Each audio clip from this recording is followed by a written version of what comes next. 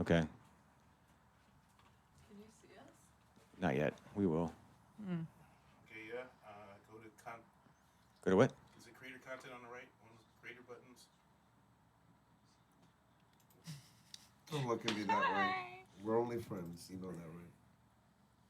And what made you suggest otherwise? You look me up and down. I know what I'm fucking looking you up and down like shit talking to you. I'm not checking you out, homie.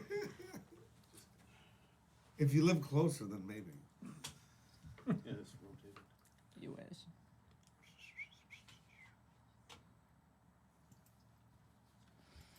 All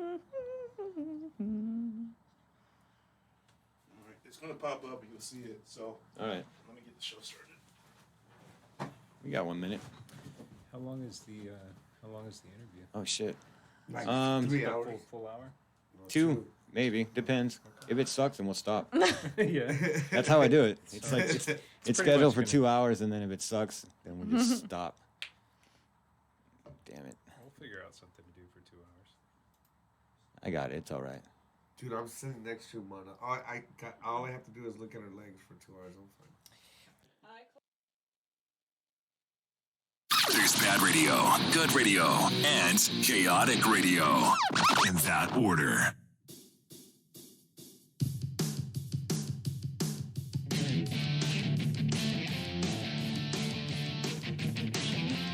The Black Lung, the Black Lung Show, the Black Lung, the Black Lung Show, the Black Lung, the Black Lung Show, the Black Lung, the Black Lung Show, and starting fucking now. You like that? That's great. Thank you. I like it. The Black Lung Show. All right, ladies and gentlemen, welcome back to the Black Lung Show on this glorious Sunday afternoon. I am your host, Ryan Pena. This is the Church of Rock and Roll. And actually, we're going to switch things up a little bit today because we're going to be talking movies. We're going to play some music for you, too, because this is a rock and roll show. I'm joined in studio, as always, with my main man, B. B, it's been a while. I was in, like, all of one day. I know it has been like forever. So, if you guys are following the show, and, dude, I totally fucked this up again, but all right, whatever. We're live on Facebook. We already dropped one viewer. You guys. That was fast. But there's 2 people watching. Hi, we got a Facebook camera over there. Everybody wave and say hello. Hi. We're on YouTube too, but I can't figure that out right now. Let's see. I'll get it in a minute. Anyway, B, so if you guys don't know what we did yesterday, I posted some pictures up on my Facebook page.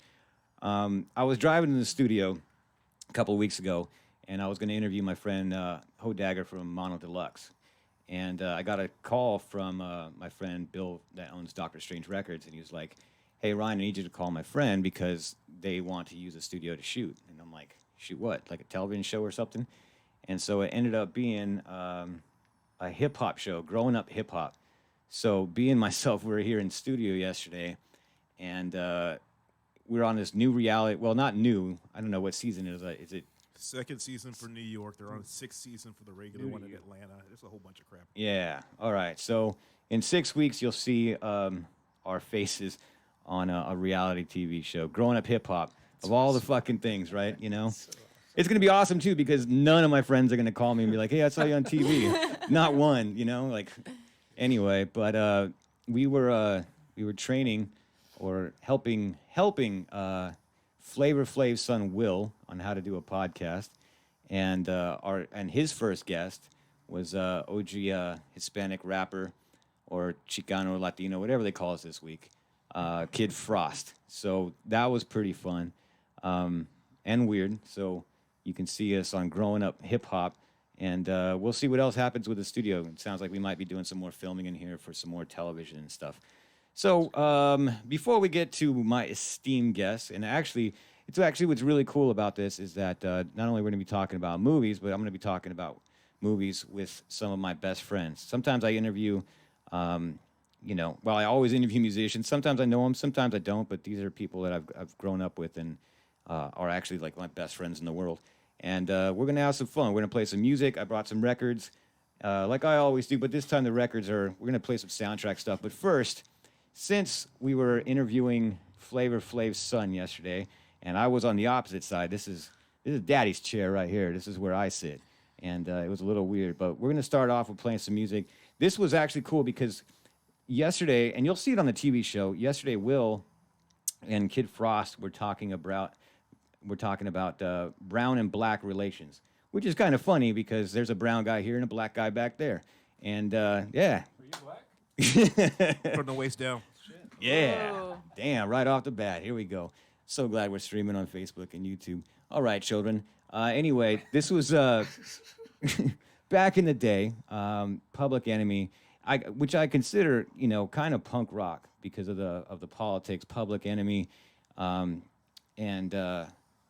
Chuck D and Flavor Flav, huge influences. Even though I sing in a rock and roll band, and when they did this collaboration with Anthrax, it was the shit. And I want to play this song for you because today is my day. This is the Black Lung Show. You're listening to Chaotic Radio. Let's bring the fucking noise.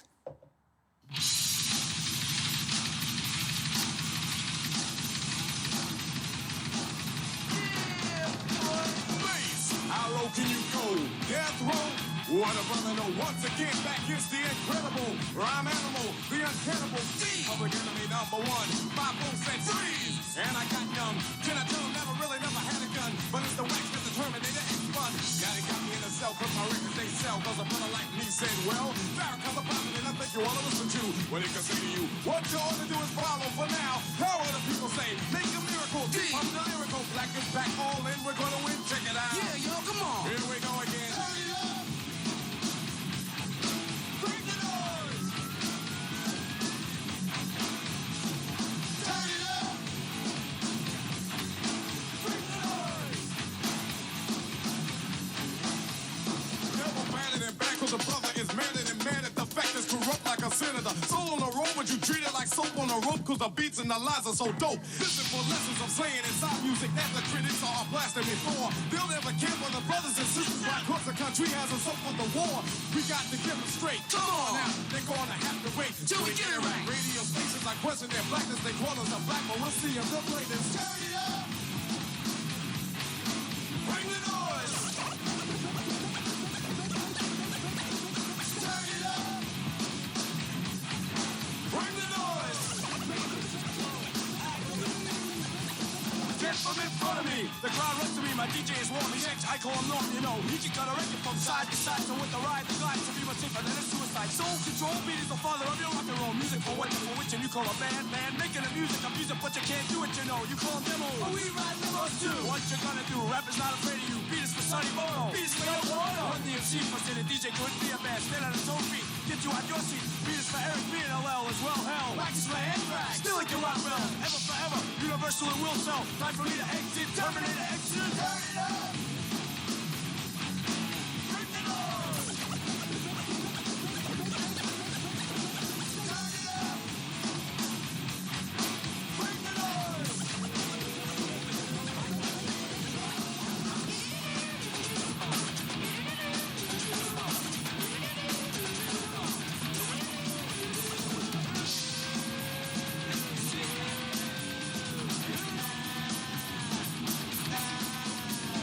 From coast to coast, I used to feel like a comatose. Stand my man, the beats the same when I boast those. Rock with some pizzazz, it will last, why it last. Roll with the rock star, you never get accepted as. We got to plead the fifth, we can't investigate. Don't need to wait, get the record straight. Hey, Moxie in effect, got flavor, Terminator. Extra side checks, play to get paid. We got to check it out, that on the avenue. Our magazine to do is dissing me and dissing you. Yeah, I'm telling you.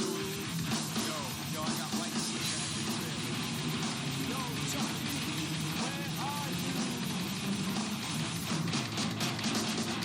Check out this beat. Alright, here we go. Alright. All the boxes. Hear the drummer get wicked. Hear the drummer get wicked. Hear the drummer get wicked. Hear the drummer get wicked. Hear the drummer get wicked. You all listen to that Public Enema? That Public Enema? Remember that? Fuck. It's an old reference from House Party. Never mind. That's I got very. See, B got it. He saw a House Party. I don't remember which one that was. I think it was House. Was it part 2? Was part Jeff knows part 2. Jeff watches a bunch of movies. Anyway. Jeff was in it. All right. So let me get to my guest today. So Besides my love for rock and roll and this show, which is almost coming up on the 4th year, which will be next month, I'm stoked. B and myself have been holding it down. See, look at that. Got flavor today. It's Chaotic Radio. This is the 4th year of the Black Lung Show. Over the years, mostly I've interviewed rock and roll bands. Don't flex, dude. I have nothing to Yeah, show we- I got with. bigger ones. I know, Damn, you're look. getting punked already. Anyway, so my guests today are not only my best friends, but my co-workers, colleagues. That's a good word. See, you are smart. I'm very smart. Well, I know. I'm paying you a compliment. I'm agreeing with you. All right. Thanks. Hey, see, look at that.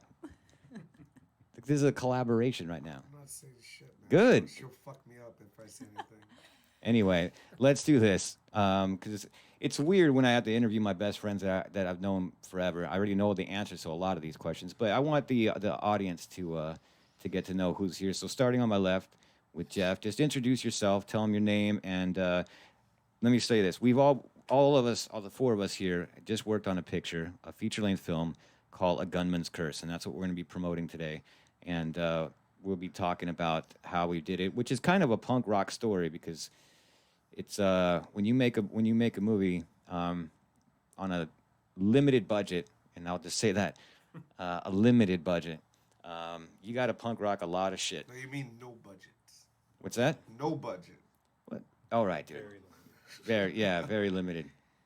Like your vocabulary. All right, I'll shut up. Yeah, it's all right. So anyway, why don't we? Yeah, you got to get close to the mic, brother, when you talk.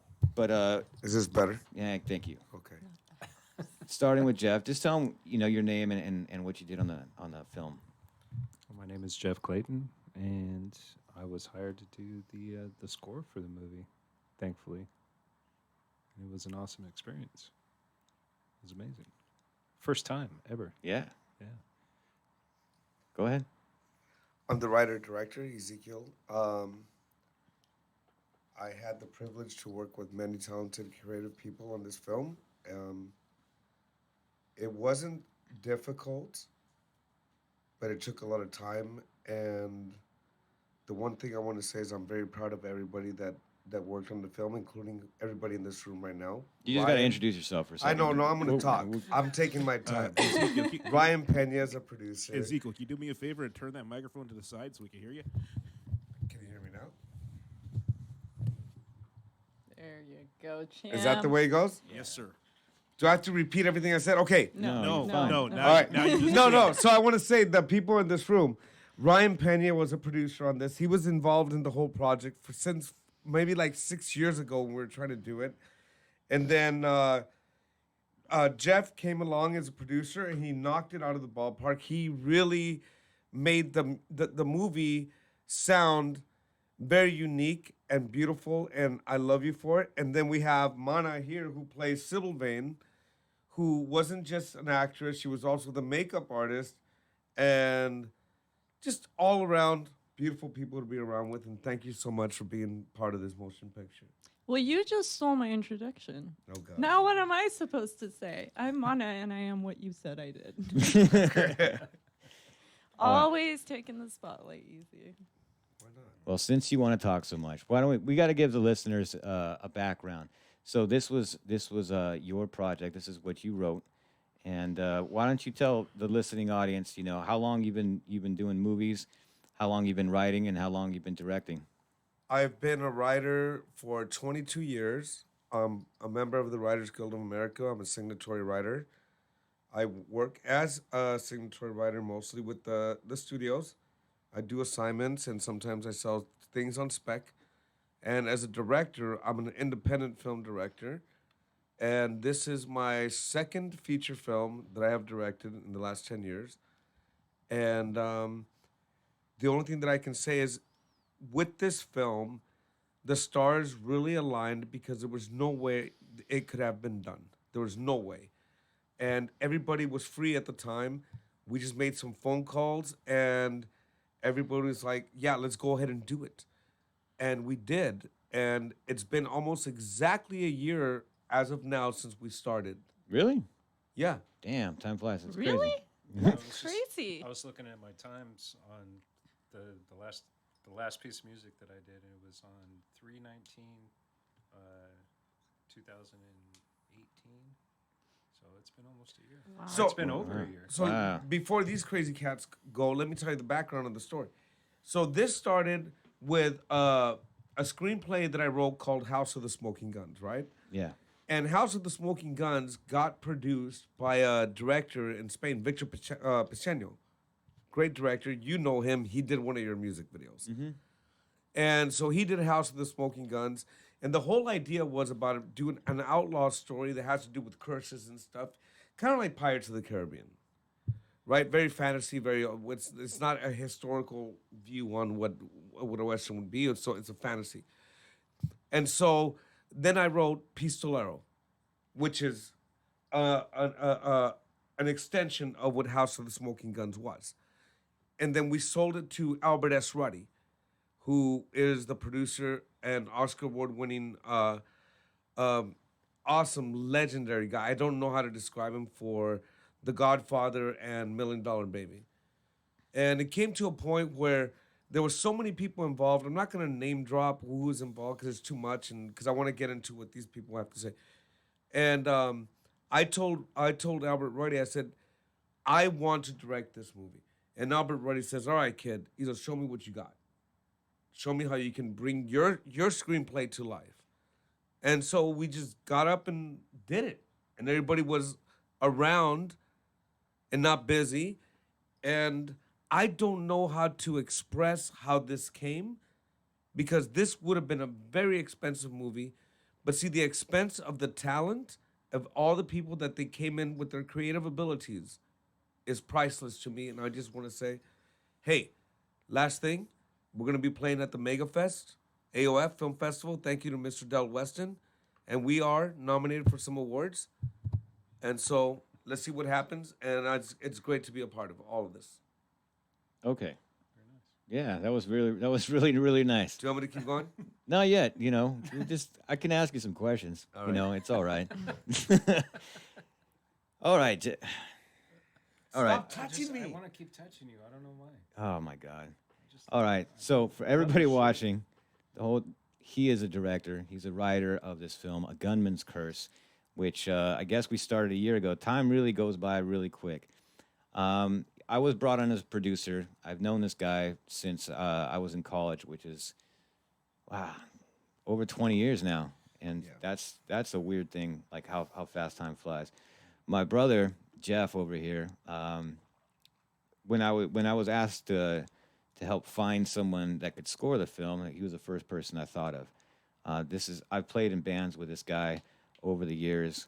I actually tried to find some of the music so we could play it, because I have, it's been like 19 years. No, we're not on YouTube, brother. This was almost 20 years ago. BB's already looking. He's trying to find some music for us, but that was like 19 years ago. We got to play some cool shows together. Played the Warped Tour in 2001 with Fear and Rancid. That was pretty cool, man. We did a lot of good things together. And you really did kill it on the score. And then Mana over here on my right hand side. This chick is badass. She was hired to come in and do the makeup, and then Ezekiel was asking as he was casting Sybil Vane, the main character. He called me one day. He's like, I think Mana should do that too. So on the set, she was doing makeup while working on her lines, while doing touch-up makeup. It was a crazy experience. Yeah. So I want to say hi to everybody that's watching right now on Facebook. It goes up, it goes down. Dawn, hello. Diana's watching. She was also a producer. Diana! See, there we go. I love Diana. She's my babe. Everybody wave and Like say, comadre. and say hello. Yeah, we're going to talk about the film, and it was shot in different locations. I want to talk about the cast and everything. I want to make the show a little bit more, listenable. So we're going to spin some records for you guys so we don't just bore you guys and just listen for like an hour, 2 hours, however long we're going to do the show. I don't know how long we're going to go. But I did bring in some records for you guys. And I love spinning vinyl on the Black Lung Show. So I know Jeff was already looking through this. We're going to play some stuff for you guys throughout the show.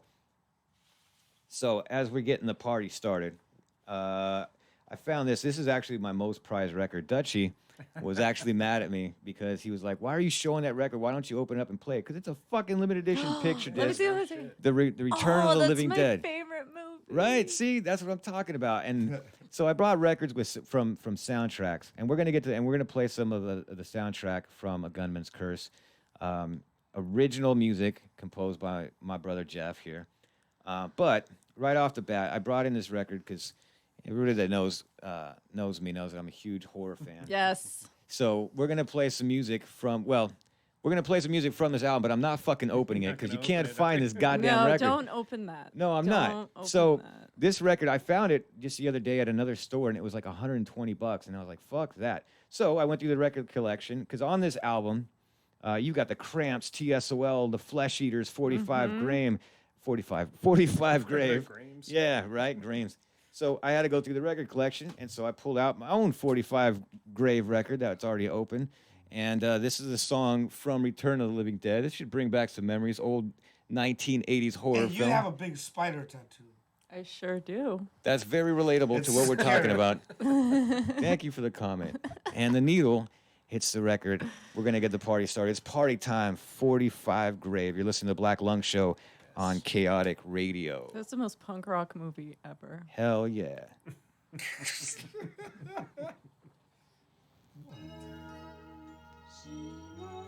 Wait, we can be like that again.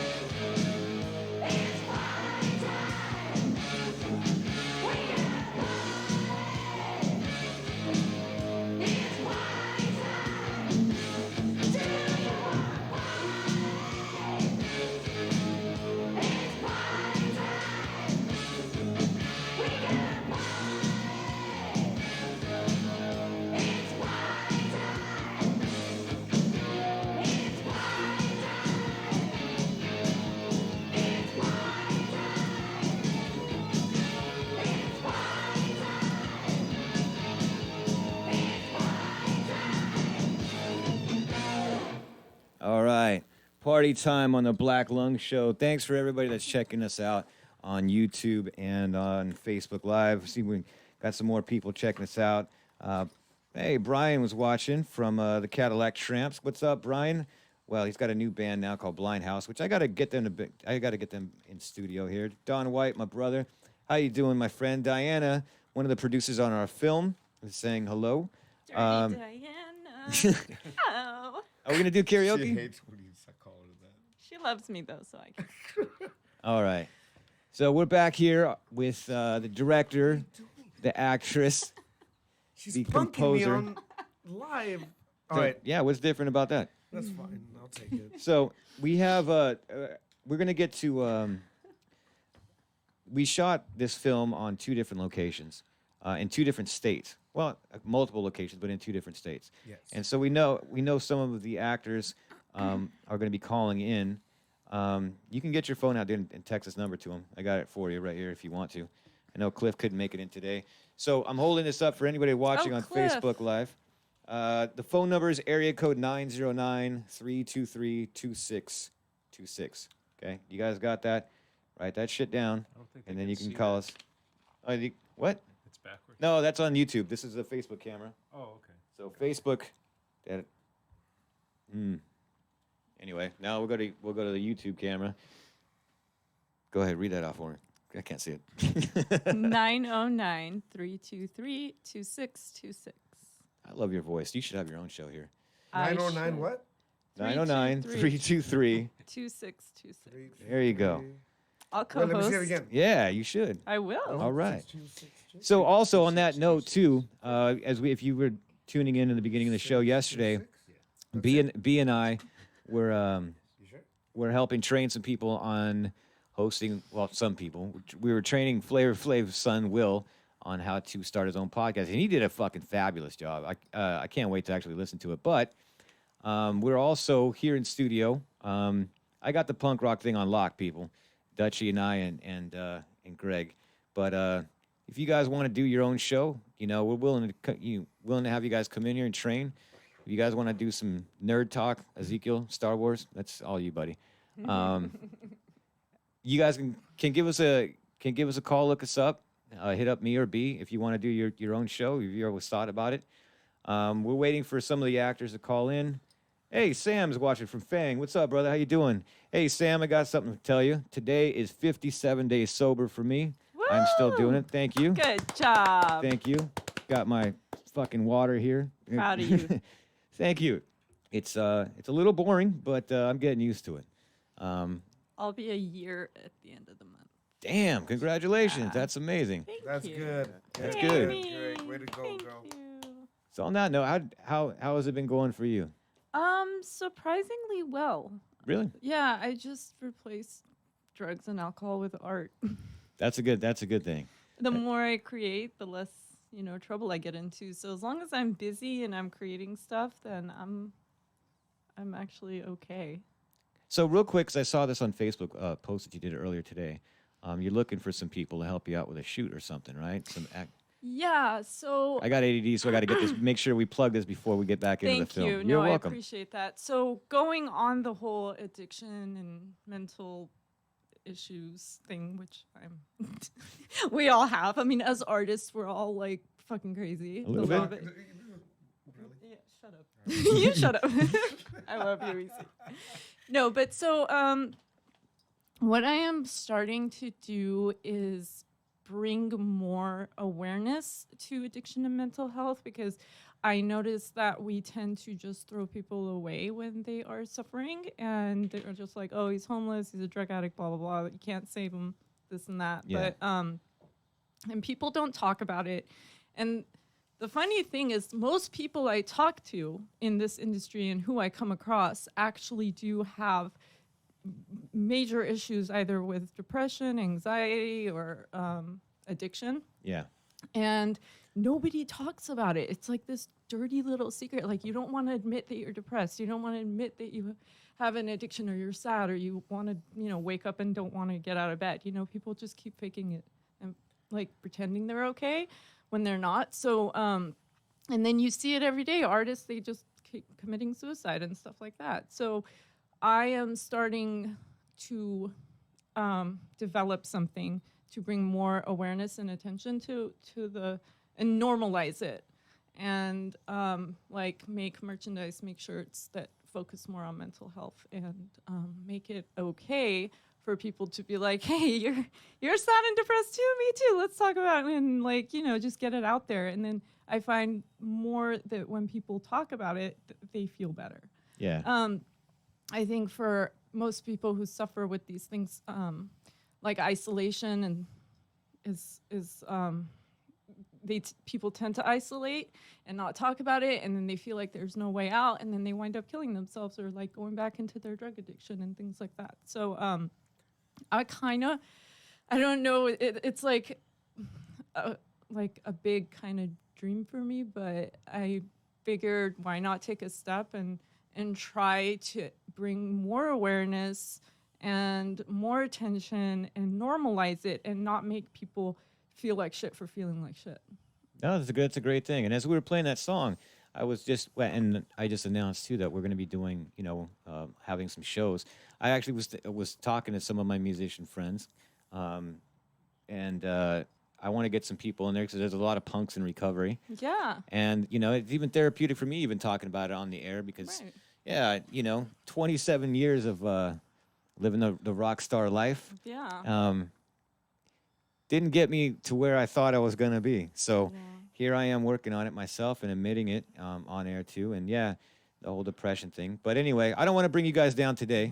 We'll talk about that. Let's come on the air with me and we'll talk about that. We'll get some people in here. It'll be fun. Definitely. Yeah, I've been talking about it a little bit here and there. That's why I even announced it. It's...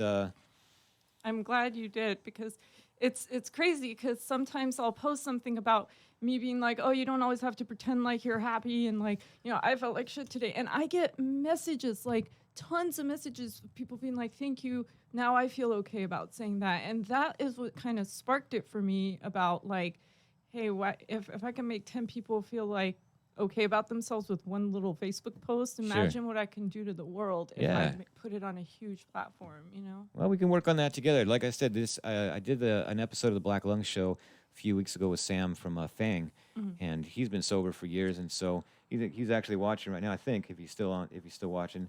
Sam, love you, brother, and we can't wait to have you back on, and hopefully we'll play some shows with you guys.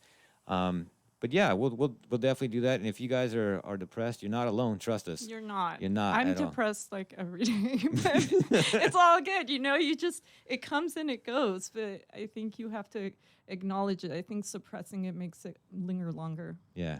So. I'm depressed when she doesn't call me. I know what it feels like. I'll call you more. Don't cry. Mana's here. Or maybe that's why you should be crying.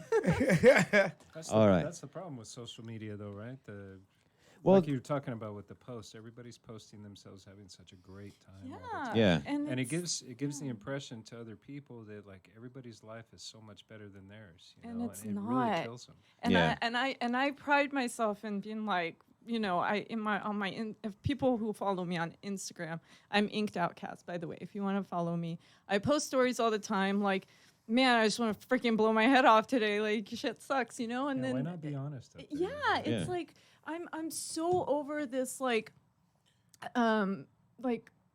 socialize, like the society of like, let's post positive quotes every day and pretend like we're fine. And that's cool. Like I post positive shit all the time, but like when you're down in the dumps and you really don't feel good and you want someone to like empathize with your depression and your illness, your mental illness or your addiction or anxiety or whatever, when someone's just spewing mindless positive crap at you, that's not it doesn't help. It's like, well, what the fuck are you so happy about today? Like, why am I not as happy as you? And they're not. They're just, it's like this fake, and I get it, like fake till you make it to a certain degree, but you have to be human. You have to be like, I feel like crap today. Let's acknowledge that, talk to someone about it, and then go on to your next emotion. And I have like 75 emotions a day. Like, I'm a woman. Like, that shit's all over the place, but I don't know. Which makes me, going back to why you started this segment about, the arts and crafts and why we do it and our emotions and why we put that effort into what we create. I think that, let's go back to Gunman's Curse. And I want to start with, first of all, I have to give a shout out to our boys out in the Midwest, Eddie, Eagle, Dennis, and just everyone out there who did such a fantastic job on this movie. Love you guys. I wish you were here. And then I want to talk with what you talked about right now. Go ahead and bite it. That's what she said. It's recording. Just do I it. know. Talk to me on. about Sybil Vane, how we got started with you and how you got involved with that. Well, in the beginning, remember when what? Nothing. That's cool. Go ahead, man. Well, I'm the brand new host. No, you want to switch chairs? You all right? Well, I wanted her to talk about it because it meant a lot. She loves that character. We're gonna get I to, do yeah. love Sybil Vane. So how? Tell me about it. Tell me about it. All right. Okay, Ryan, I will tell you about it. We're all so- best friends. I know we're all right. Yeah, well. Anyways, he had me. You sent me a short script, and I auditioned via Skype. Remember that? Yeah. That was 2 years ago. Damn. Yeah, Yeah. that was a couple of years ago, and I met him through you. And he contacted me and had me audition. He knew I did makeup, but I actually first auditioned, and then he needed makeup. And then we Yes. came back to the audition of, hey, I need Sybil Vane and this and that. And I still have a picture where I'm sitting in my room with candles lit around, like crying about Pistolero. And I was just like, okay, he sent me this little. It was like a 7-minute video audition that you did. Yeah, it was a long one. Yeah, I Yeah. am. But it was really fun. And as I kept reading the character, I was like, oh my God, I can relate to this. So I kind of like, not to, toot my own horn, but I kind of nailed it because it was so relatable. She's like kind of lost and can't die and doesn't know where to go. And she just is like this, but she's a badass. But at the same time, there is this vulnerability to her, and I totally relate to that because as much as people think I'm like this hard ass, and I've been told over and over that when I first met you, I thought you were a bitch. And I'm like, I'm actually really nice. But inside, I am like, I squeal at puppies and I have this like super soft heart and it's huge. And I always like care about, people. But I guess I come off the complete opposite. So Sybil Vane is the same. She's like this undead badass that like kills people with swords and shit, but she's very vulnerable and because she can't die and she's like this ghost and just has kind of emotion to her. So when I read that script, I was like, I need to be her. So then we, and nothing happened for a minute because the movie changed names a few times. It was what was it before? It was a Gunsman's. It was My Love Is Vengeance. Then it went to Pistolero, and then we rewrote it to A Gunman's Curse. Yeah. So. And so that's really what happened. Yeah. Yeah, and then so when filming finally came around and we got onto set, then he saw my makeup work and my special effects stuff because I've been doing that for a really long time now. And then I met with some of the actors and we did tests and I was like, I can bang this out really, I timed it to where when I wasn't in front of the camera, I was behind it doing makeup. So it was pretty interesting and crazy, but at the same time, it was really fun and I got to be very, very creative during this film. And not only did I get to embody Sybil Vane, I got to do my special effects too. So thank you for having me. I really did. Thank you for all your talent. I mean, you really made it happen, and I love you for it. Thank you. I love you too. Yeah, I want to ask you some Well, how questions. come you don't act like you love me? Because Sybil Vane doesn't know how to love, man. No one taught me how to love. All right. I want to ask you some questions about that because I Sure. was on set with you during the shooting here in California. But the one thing I wanted the listening audience to know is we haven't really even talked about the plot, the story. Why don't you tell? You should probably tell people we're talking about this movie called A Gunman's Curse. Only you, since you wrote it, could probably describe it the best. And then then when you can describe some of the characters, and then we can talk about some performance and stuff like that. I'll try and make it as quick as possible. The world's greatest gunfighter is cursed by witches, and he is on a journey to go find the portrait of Sybil Vane, her picture was cursed by Dorian Gray. She's been alive for over 200 years, and the only way to kill her is to kill the portrait. So, the guy only known as Pistolero, if there's a bounty on his head, and it's way expensive. There's no way he can get out of this unless he can find this portrait of a supernatural woman, and when he does, he becomes friends with her, and then you just gotta watch the rest. All right. No, that's a pretty good description. So, Lana, when we were on set, it was fun. It was fun watching you, and we had some interesting characters to work with. I'm not gonna get into that. Oh, God. I try to no. Let's just stop. Just stop. No.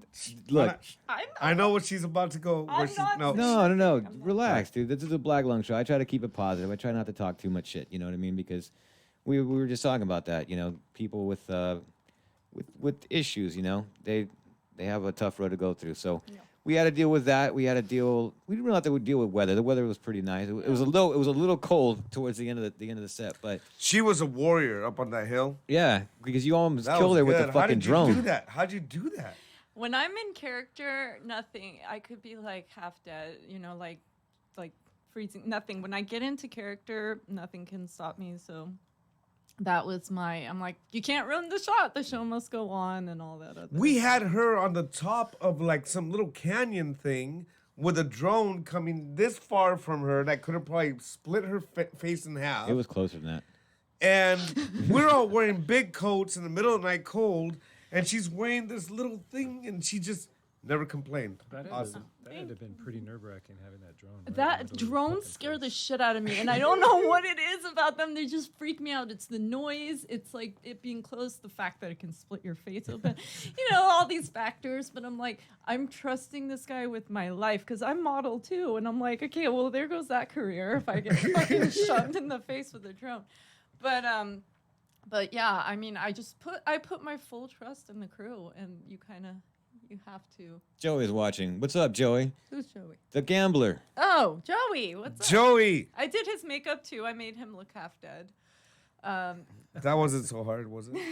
Well, Joey, did most you hear that? actors look half dead because we're on fucking set all day. And then I scarred Cliff up pretty good. Poor Cliff. That was a good job. I had to put these scars on his face, and then taking them off was poor guy. I apologize because they are kind of a bitch to take off. But What do you think was the hardest part for you? Was it transitioning from doing makeup and then to acting? Was it the elements? What was the toughest part of this for you? the toughest part for Or the guy next to you. me. Yeah, he's such a pain in the ass. She never talked to me on set. Yes, I did. God, you're so needy. I'm just kidding.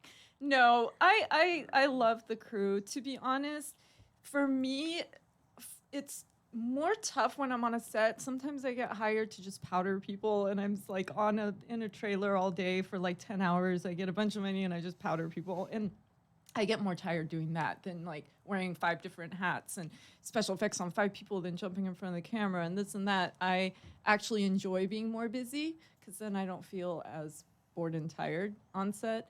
But the toughest part for me, and this isn't just for this movie and other roles that I play, is memorizing lines because I have the memory of a fruit fly and like it fucking in one ear and out the other. So when I had the day that we were filming and I had like a full page script, I kept having to have them read me lines, and I was like, shit, I hope they're not getting mad at me. But that for me, my memory is shot because, you know, I used to drink a lot.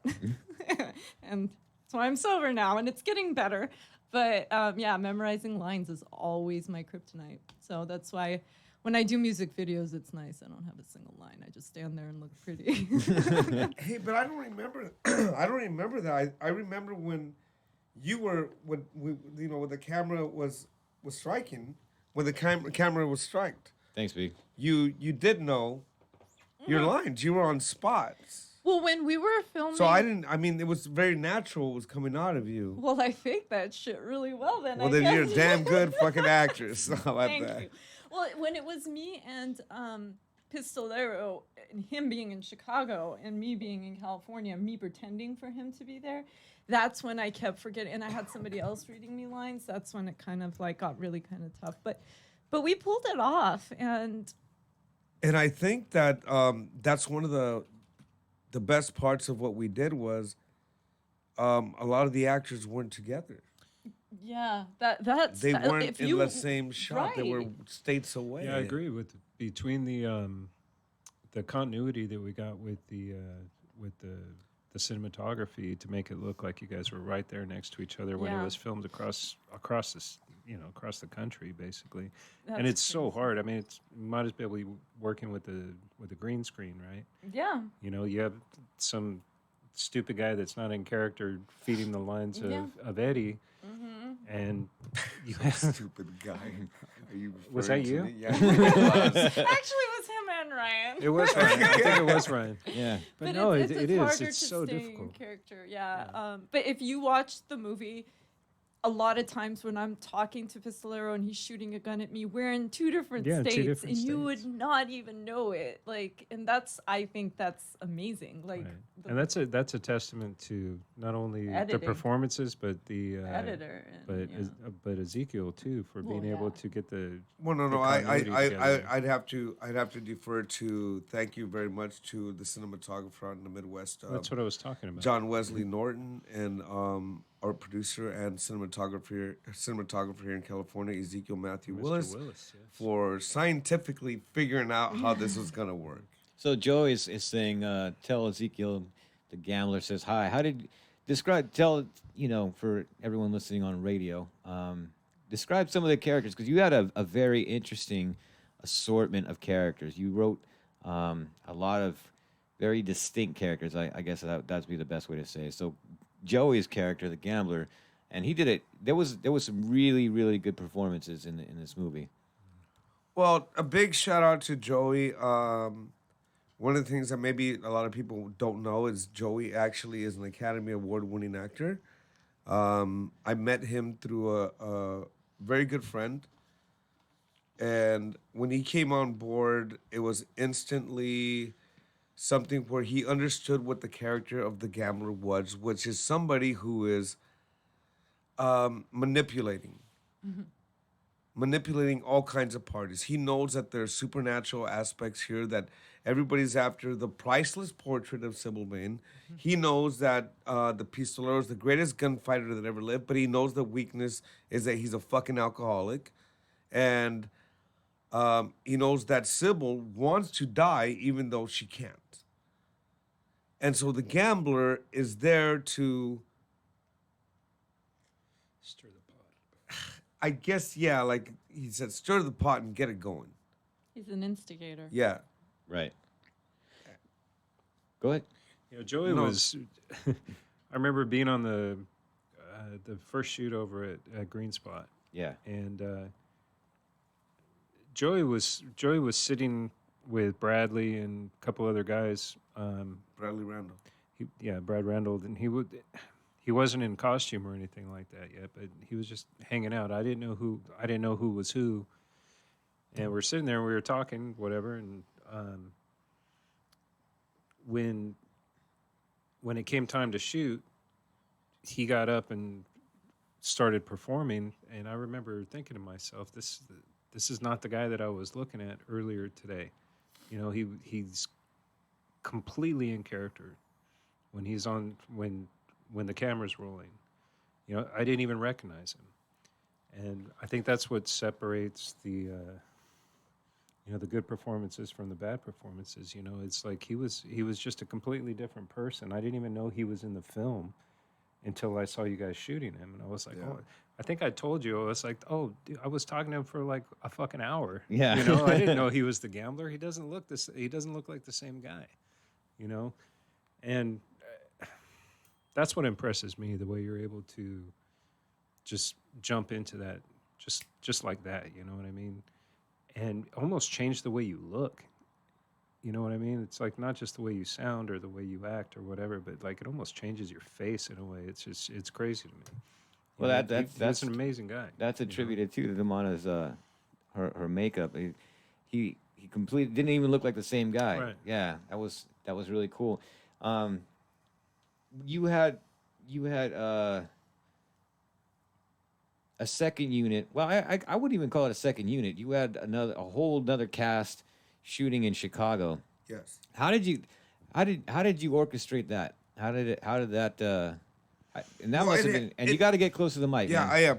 What happened was there's this actor named Harold Dennis that I had met a long time ago, several years, and I had been a fan of his, and we'd always talked about maybe doing some movie together sometime whenever we could.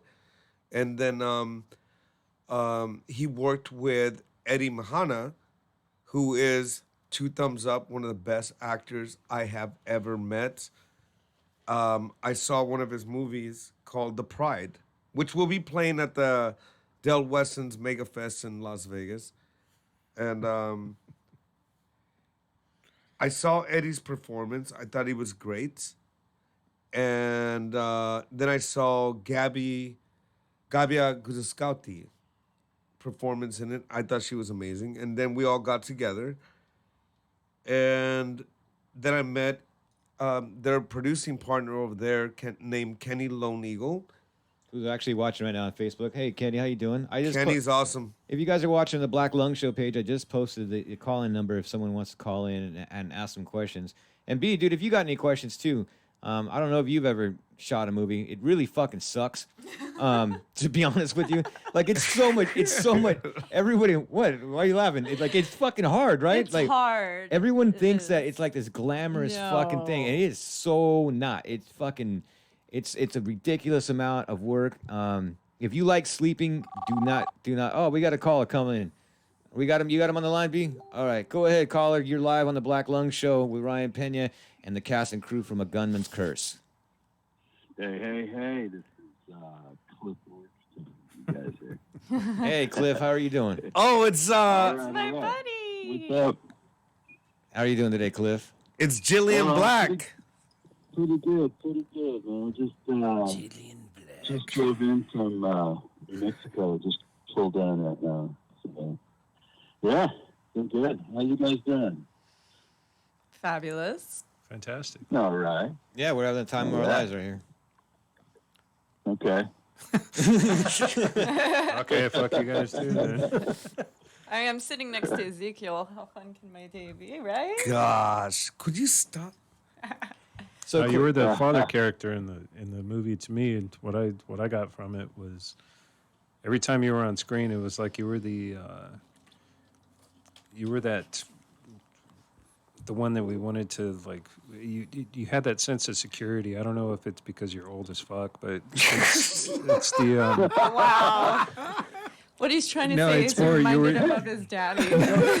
I'm just kidding. You were the father character in this whole thing. There was something very like sentimental about you the whole time. It was pretty amazing. He's getting misty-eyed right now just talking about it. Yeah, made you feel like I was your grandfather or something. Made you feel like No, but what he's trying to say, I think You there don't have was to yell; they can hear you, man. there was something. I know, I'm like- you're the one that keeps telling me to get closer. You got to to get close to the damn mic, but you don't motherfucking- got to scream. I'm not scared. All right, I think what everybody says about the movie is everything. There's so much fairy tale going on in it, but when the character that you come on, when you portrayed it, you kind of grounded it and took us away from what it's supposed to be. A fairy tale back to the real world, which is what your character did. And I think all of us in agreement will always say, you did a great job on doing that and bringing us back to the ground instead of going back to Wonderland, if that makes any sense. Right. Yeah, Right. yeah. No, you did. Wow, thank you. Well, it was a great character actually. I really liked him. He was. He kind of actually just kind of was real comfortable for me at Jillian Black. But thank you. So Cliff, Oh, it was amazing. So Cliff, I've been working with Ezekiel on films for like 20 years, and I remember meeting you when we were doing a short for the ABCs of Death. Well, we were trying to get a short. It was M from Mansion. Monty, have you ever seen the ABCs of Death? No. Oh, it's you got to watch it. It's a bunch of short films, and each letter represents. No, it wasn't a different M for Mansion. It was M for Yeah. No. That was crazy. Talk about No. It wasn't M for Mansion. It was M for. It's a real shoot, man. Forget it. All right, Forget the time. He was Just in go for on. Mansion. Anyway, you played a door-to-door salesman in that one, and then I saw, and then when we were on set for this film, you went just watching you be one character in one film, and then watching you portray Jillian Black. And for the listening audience, man, can you give me a line from that what am I looking for? Give me a Jillian Black line. Thank right you. now. That's what I'm trying to say. Come on. Oh, okay. God, please pick the one I want you to pick. Who the fuck is you, boy? Yes, thank you. Oh, come on. Give me the real one. I can't train that boy. punk. There was some videos though. You know? There was, man. I can do it better than you right now online. Come on. Give me it one more time. I can't train that punk. That's not him. That's the one. Yeah. So Cliff, I can't train that punk. there you Yeah, go. that's it. Good job. And Mana did a great job on your makeup. You're one of the characters that you just can't keep your eyes off of in the film. Like I said earlier in the interview, there's a lot of great performances in this film. How long have you been acting, Cliff? Probably. Let's see. I'm that old now, so probably legitimately, probably since 90. Oh no, I've never seen 09 that. probably. So 10 years. About 10 years, yeah. All right. Yeah. And then we all kind of we all have our own character that we play in our lives, So, and actually watching a bunch of actors on TV and film, I've always felt that was me, Well, I think it's kind of a testament to Easy, though, to be able to see the people that he had around him and be able to say, you know what, you would be perfect for this character. You know what I mean? And I think he did it with every one of them. And I think that's what helped the performances. Because it was something that everybody was kind of comfortable with, and at the same time, it was still challenging for everybody. But I think he sees that kind of like inner part of the other people. He's a good testament of character. And it shows. It shows in the movie. These performances. Well, were you know what? We really had the cast was phenomenal. It was a phenomenal cast. Every one of the actors, it was top notch. Yeah. As far as I'm concerned, But yeah, Easy really pulled it out of everybody. Right. Even when he was, directing it, from here in Chicago, it was. Yeah. How impossible is that? He pulled it out of everybody.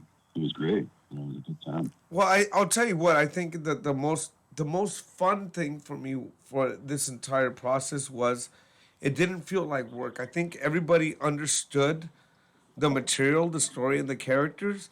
So it was very easy to go out there and put it together and tell the story, and everybody just knew it. There really was, I don't want to say I even directed it. I think the cast directed the story. They became the characters, and there was very, very small amount that I had to do except for watch and just say, yeah, they got it. Go. We got it. I'm still Sybil. I haven't broken character yet. Dude, I'm keeping the sword away from her. Yeah, whatever, dude. You're directing right now. Even when he's talking, his hands are still doing the fucking the same I don't shit. want her to have a fucking sword near me, dude. So for everyone that's listening to when I just made that comment too, it's interesting because sometimes when we started a project, we're looking at headshots of actors, and for everyone that's listening, Cliff looks like a really nice guy, but when you see him in the film, he looks like his voice and his acting, he's a bad motherfucker, right? You know what I mean? So it's really interesting for me to see that because you would think like, okay, I can picture this guy playing this character, but with you, when you meet you in real life, you're a real nice guy, but on screen you're a mother. Same kind of thing like Mana. She's really, really sweet, but then you get her on camera. No, that's not true. No. Where are you at right now, Cliff? Oh my god. What are you up to? I'm sitting in my driveway. Actually, All right. getting ready to get in the pool. All right. All right. Well, thanks for It's been a calling in. long day. Thanks for calling in. And you got anything else you wanna add about the film? Yeah, I have to really thank Easy and you and the rest of the cast for making an easy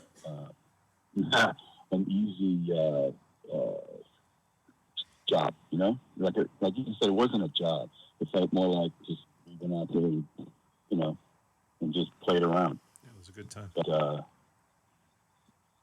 All right, you're gonna Yeah, make well, me working cry. bad, You're gonna yeah. make me cry. You can stop. Would you just please stop? but All If right. Sybil could Yeah. cry, she would too. love you, Easy. Grow up a little bit so I can hug you. But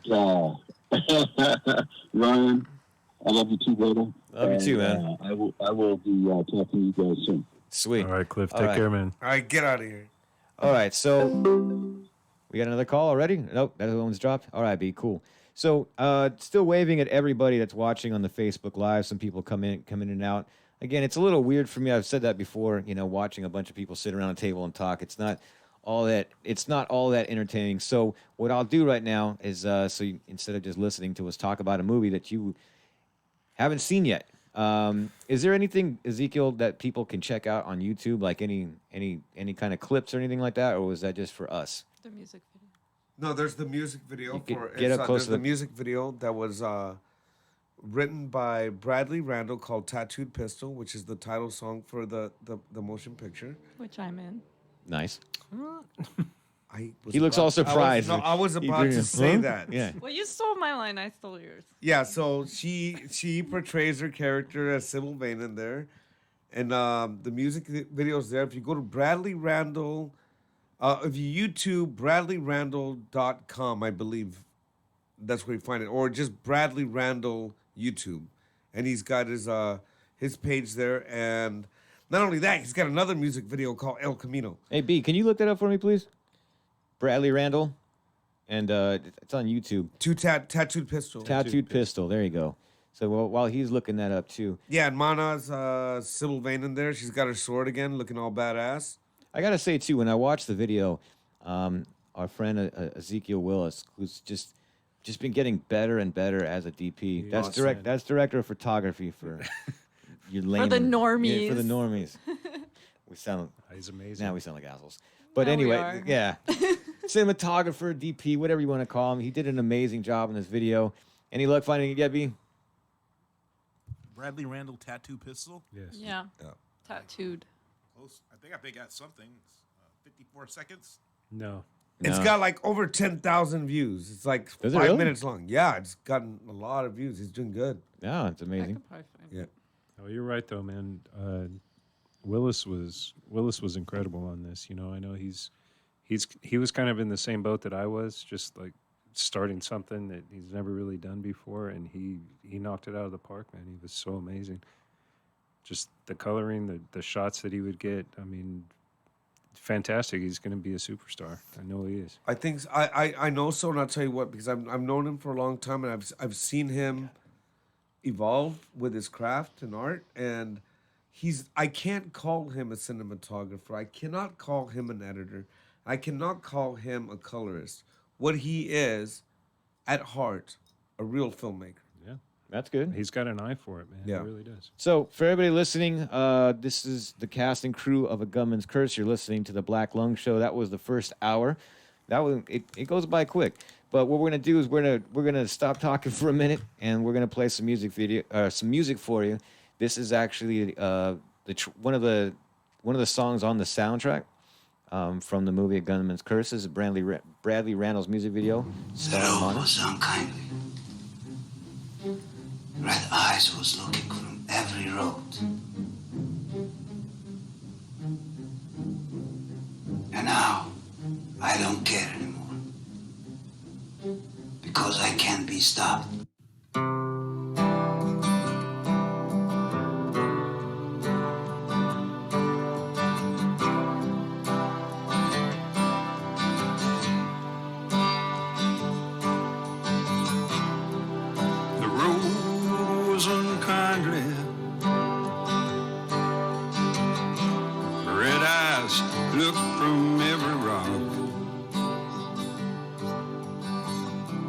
But now I don't care anymore,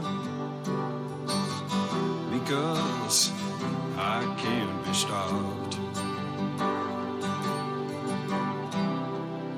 Tattoo on my pistol, a scar across my neck, a warrior lance next to my bed, just in case it all goes to heck. Don't wanna be no hero, don't want no friends, don't wanna be no hero, just want this all to end. She said, welcome to the shadows. Lost soul searching for a place to go. And I hate the name, but can't run away. Oh, they call me Mr. Lero. Yes, they call me Mr. Lero. Don't wanna be no hero, don't want no friends, don't wanna be no hero, just want this all to end. A curse beloved by darkness lives at the house of the smoking guns. Good deeds carry their own sentence, and I've got the longest one. Oh, and I've got the longest one. And I've got the longest one.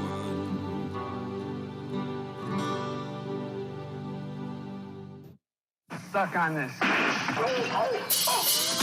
Young Jesus, fancy, we're trying to be a academy. Find the rules of myself, make your day. Unless you beat up, if you walk away. See you think it's corruption, whatever style. What makes a person wanna be a cop? Right around it's always on the bus and down. Feel like it's here till the cry. Pick up off until you're for a little ride. But get sucked up on the side. Just wanna serve a protect from getting killing. That's where fast and good. It's on the street, you buzz a gun. Feel like it's here till the cry.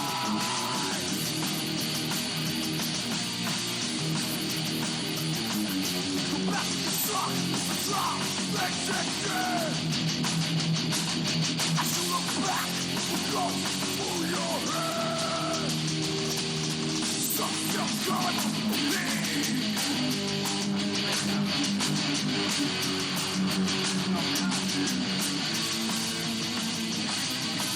Something going on for me.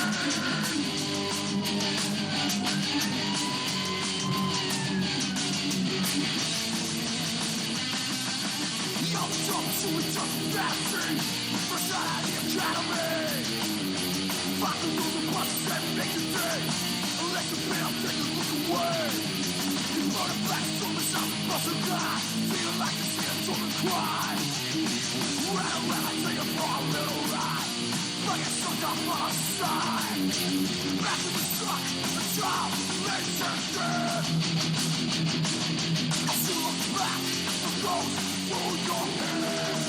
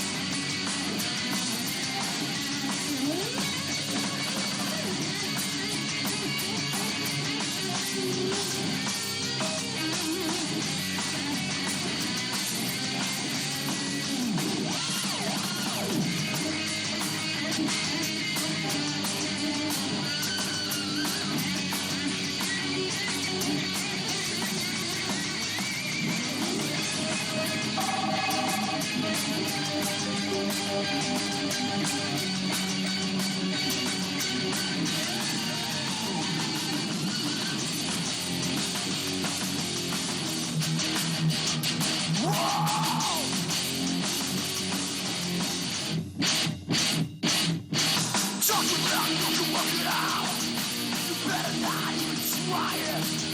You make it great for God. So can you say it was a riot? Riot.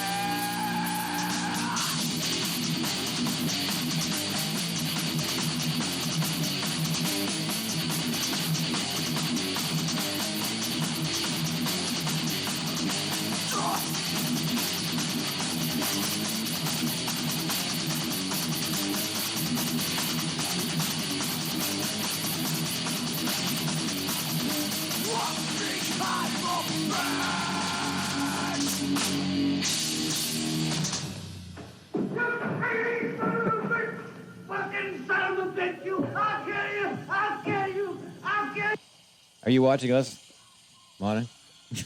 I'm sharing Do we it. have Put a, your things on. is there do we have a screener, or is he gonna just go off on easy right now? I'm trying to All right. share it on Facebook, but I'm being. We're back live on the Andy, Black he Lung said Show. the number's not working, but if B You just probably called it, 323 right here. B, is he on the line? Yeah, that's 2626. Dork, not 16. All right. Was that Just Eddie? have him call back. Yeah, just tell him to call back. He was on the line. You don't, you It's have to be so 2626. Do we have a translator? And anyway, all right, everybody, this is the second hour of the Black Lung Show on Chaotic Radio. I'm your host, Ryan Pena. My guest in studio today is the cast and crew for the upcoming film, A Gunman's Curse. We just played some music for you. It was Brad Randall, a music video that was can you directed. do this? I don't know. You know we're doing something, right? Yeah, I know. All right. And they can hear you, too, when you're talking like that. But anyway, it's all right. That was Bradley Randall, Tattooed Pistol, right? That's the name of the song? Yes. And then after that, I just did a little bit of a flashback. I know since it's a punk rock show, I played some Pantera from you. She's doing the heavy. Yeah, I played heavy metal on a punk rock show, but that was the badge, and that was actually on the soundtrack from The Crow, and that was actually one of my favorite soundtracks of all time. So I thought I would. It's called Segue. We would get into the soundtrack and talk about the music and the score for this film, A Gunman's Curse, that my brother Jeff did a fucking magnificent job of putting together. And I've known this guy and played in bands with this guy for many years. And shit, dude, you even surprised me. It was that good. And I remember when Ezekiel called me on the phone, and he'd be like, "Holy shit, Ryan." I know that doesn't sound like him, but he was really, really. Holy shit! Yeah, there you go. There you go. That's a little bit better. Like your nuts got kicked in. Holy shit! Go sit over there. He's trying to banish me. I'm sorry. It's okay. Dude, it's an amazing soundtrack. I'm going to play some of it for you guys so you guys can actually hear it, since this is a radio show. It is? A little bit, sometimes. I don't have no idea why we have cameras in here, but And why do I have to do my hair today? because you're on YouTube. I know, that's why. You're on YouTube. Back in the day when you were on radio, you're like, oh, I could look like And shit. Joey's saying Jeff is amazing right now too. You know, besides the performance, Joey. before the performances, we were talking about how great the fucking score and the soundtrack to this film is badass. And before I play it, Jeff, dude, god damn, dude, did you knock this motherfucker out of the park? Oh, thank you. You're welcome. He's all just, oh, thank you. You're welcome. No, I mean, it was something I'd been waiting for a really long time to get the opportunity to do something like this. You know, I mean, the doing the music that we did together was so fun. You know what I mean? It was just a blast, and it was an excuse to just get together and just have a good time. And it still meant something anyway. You know, I mean, we were really doing something good with it, but the stuff that I did with my brother kind of geared me towards this. You know what I mean? The progressive music that we were doing, and the orchestration that we would use in our, in all of our songs and stuff. And it brought me to this, on top of being a huge fucking movie fan. You know what I mean? Right. So real quick, I don't mean to interrupt you, but just for everybody listening, besides a band that we played in almost 20 years ago called The Hostages, Jeff was also in a white metal band called Savior Machine with his brother. Very epic. You played fucking humongous shows that I'm super jealous of, in front of 20,000 people, opening up for like Motorhead. fucking crazy. And that you can look up on YouTube. It's all right, not on this episode. But if you guys want to look it up, Savior Machine, what would you, white Christian metal? I don't know. I guess I don't Some, know. It's crazy. It's considered white metal in Europe. That's where we got popular, was in Europe, and it's considered white metal out there because they got white metal and they got black metal, but it's all metal. Didn't you play with King Diamond too one time? Yes, we toured with King Diamond. You toured with King Diamond. Hey, if you guys don't know who King Diamond is, holy shit. There's a spider on my wall. It's all right, B. We don't got to look that up either. I love King Diamond. So anyway, I know you've been a fan of movies forever because we would have all these long conversations about film all the time, and you had never done a score before you did this film, right? No. I mean, I'd worked on a few things with my younger brother, just doing some YouTube videos and things like that, just adding elements to get basically just practicing on timing for music. You know what I mean? As it fits to picture, kind of thing. But actually coming up with a theme and trying to be relative towards the characters and things like that, and trying to bring visuals to music, you know, so where you can actually see what's going on just by listening. Yeah. I've never been able, I mean, I didn't know if I had that in me or not, or if I could do it or whatever, but it came pretty naturally, though. And I think it's just my love for film, you know, and it's something that I've always had in my head.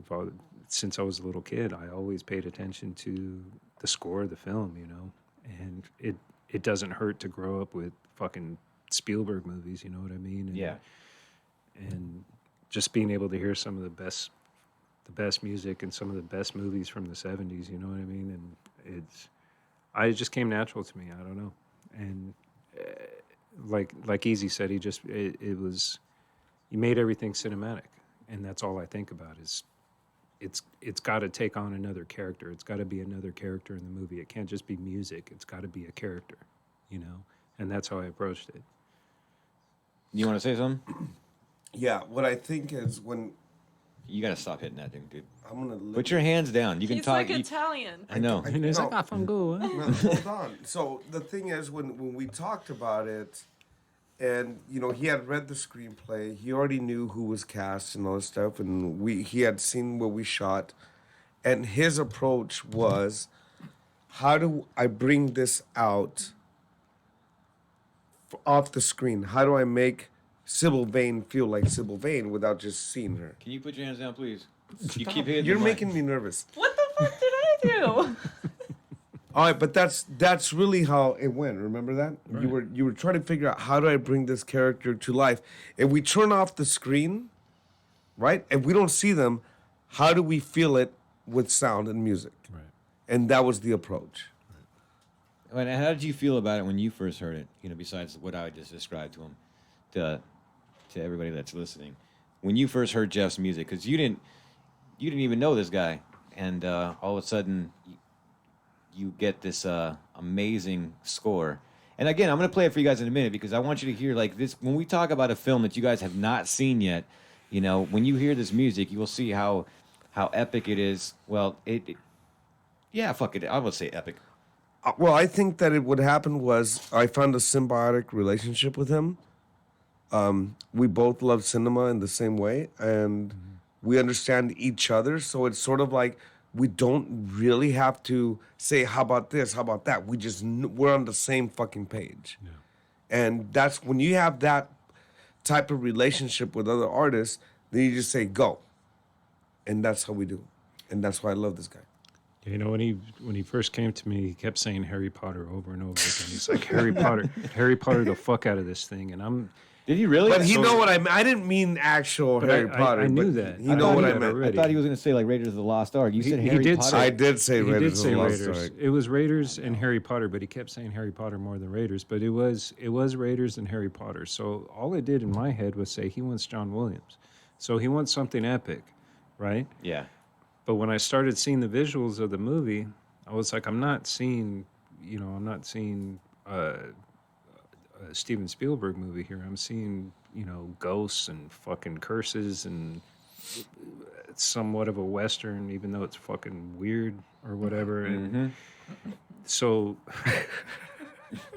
so I basically took what he was pushing at me. I mean, I knew that it had to be kind of big and bombastic a little bit, you know, but I wanted it to be a little darker at the same time. I wanted it to be somewhat mysterious in a way and sad, because the story is sad. The entire story is, it's, to me anyway, the story of all the characters are sad. We're all sad. Not I mean, her character is the saddest for Yeah. me. Yeah. But Why I played it well. the story With your damn sword. but the story of Eddie, the story of Jillian, all of them, they're all very sad stories. Like Yeah. the whole thing is it's tragic, you know, and I wanted to portray something a little bit more melancholy than just like epic, bombastic, fucking, you know, like superhero type shit, you know? Right. So just the combination of him starting out with this, I wanted it to be kind of like this, you know what I mean? And then my own darkness, you know? And I think the combination of the two really set it up for something that worked perfectly, you know? And I don't know, it just... Well, let's let the music speak for itself. You guys, you brought in a CD. Did you title any of the stuff, or it's just? Yeah, I mean, I did today, just in case we needed to skip over or whatever. But Well, do you want to just play the first track and? sure, I mean, but a lot of it's actually music from the movie. Right. So Well, we'll just play it, and then you can describe, you know, the scene or whatever. We'll set the mood. Ooh, That was Trey Kinky. Yeah. I mean, the first track has actually got the theme in it. All right. It takes about 2 minutes for it to get to the theme because it starts from the very beginning of the movie. All right. Well, you're listening to Black Lung Show on Chaotic Radio. Here's some of the score from A Gunman's Curse.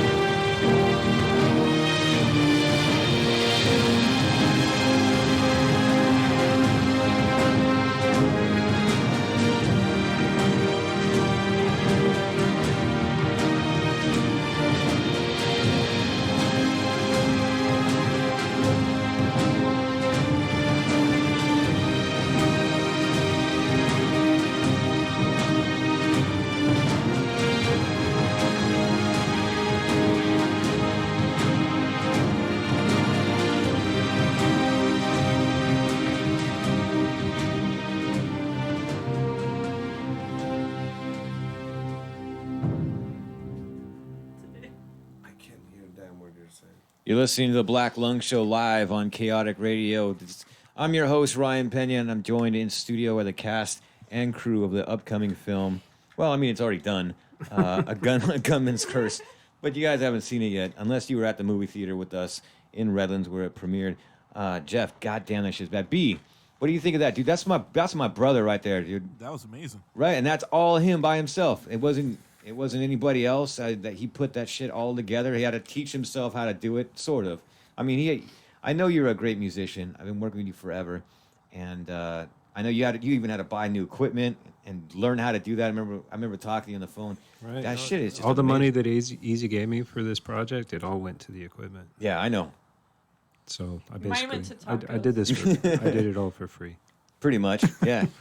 I worked for tacos. It's a passion project. Don't tell everybody. They were really good tacos. That's the only way it was going to get done, though. Yeah. You know, and it's amazing. And how did you- Everybody was on board for that, though. It was all a passion project for everybody. Right. It's cool. When you were in the theater and you watched the film for the first time, man, what were you feeling, man? I know you were sitting next to me and telling me, but I got to ask these questions because people don't know. How was it? No, how was it listening to your own music for the first time on screen? I was like a child, man. I was so excited, to be able to hear it on those big ass fucking speakers, man. And Yeah. And well, I mean, it was nerve wracking too because as a musician, writing the music is just one of the things that you do, but like having to mix it together and having to, time everything properly and all that kind of stuff. I mean, it was so different than just writing a song. Right. You know what I mean? So it's, okay, this scene is only, a minute and 45 seconds long. So I need to come up with something here to do this. And so it can, crescendo into this. And like, it's got to move just like the movie moves. You know what I mean? And that was the hardest part. But to be able to make that work out and to hear it on the big screen I was giddy, dude. Yeah. I mean, I think that's the only word that I can think of. It was that I was giddy. I was like, I had like a little baby heart on the whole time. It was just stupid. It felt weird. It felt weird. That's a great description. Let me ask you, Mana, have you watched yourself on the big screen before this movie? Yeah, my hard-on was way bigger though. I'm just kidding. What? I have. I've been in quite a few music videos and things like that. So, more like. Well, I mean, in a movie theater, you know what I mean? Not in a movie theater, no. So That was the first I was time? de-virginized. Hey, it's the first time for Why'd everything. you look at me like that? Because you de-virginized me. I did not touch you. Wow. All right. So was that it was- describe that experience because that's what I'm saying. I mean, a lot of people that have never worked in film always dream about that moment of seeing it, their picture on the big screen, and that's just. I'm curious how you felt because I know I was excited watching it. It was thrilling. I'm not gonna lie. As actors and models, we're kind of vain. We like to see ourselves. We're we're kind of conceited. I'm not gonna lie. So I enjoyed like seeing not only.